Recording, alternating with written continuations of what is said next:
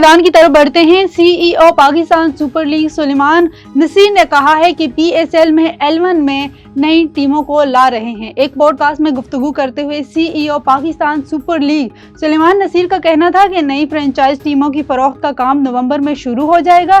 نئی فرنچائز ٹیموں کو حاصل کرنے کے لیے سخت مقابلے کی توقع ہے۔ سلیمان نصیر نے کہا ہے کہ پاکستان سپر لیگ کا پہلا ایڈیشن 2016 میں ہوا۔ پی سی ایل کا بنیادی مقصد انٹرنیشنل کرکٹ کو پاکستان واپس لانا تھا۔ پی ایس ایل کا مقصد پاکستان کرکٹ کا اپنی ٹانگوں پر کھڑا کرنا تھا۔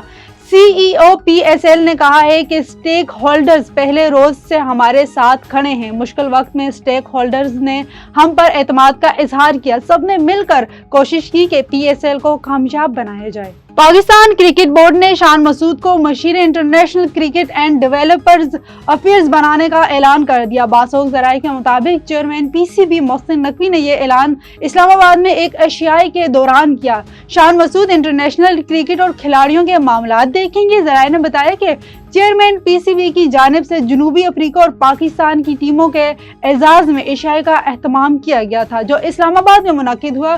وزیر اعظم پاکستان میاں شہباز شریف نے بھی تقریب میں شرکت کی جہاں ملکی اور غیر ملکی کھلاڑیوں سے ملاقاتیں بھی ہوئی۔ خیال رہے کہ فیصلہ اس وقت سامنے آیا ہے جب پی سی بی اپنے انتظامی ڈھانچے میں اہم تبدیلیاں کر رہا ہے جن کا مقصد بین الاقوامی سطح پر ٹیم کی کارکردگی بہتر بنانا اور پلیئرز افیئرز کو زیادہ مؤثر انداز میں چلانا ہے۔ وفاقی وزیر داخلہ محسن نقوی نے ڈپلومیٹک انکلیو میں پیڈل ٹینس کورٹ اور فٹنس ایرینا کا افتتاح کر دیا۔ افتتاحی تقریب میں وفاقی وزیر اوورسیز چودھری صالح حسین، سینٹرل فیصل سلیم اور قائم مقام امریکی سفیر نٹیلی بیکر نے شرکت کی، جبکہ تقریب میں چیئرمین سی ڈی اے اور ڈپٹی کمشنر اسلام آباد سمیت دیگر حکام بھی شریک ہوئے۔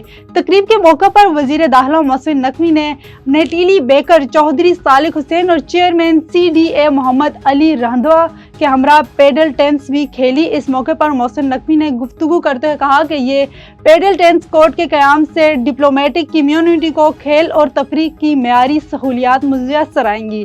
کھیلوں اور صحت مند سرگرمیوں کو فروغ دینا حکومت کی ترجیح ہے۔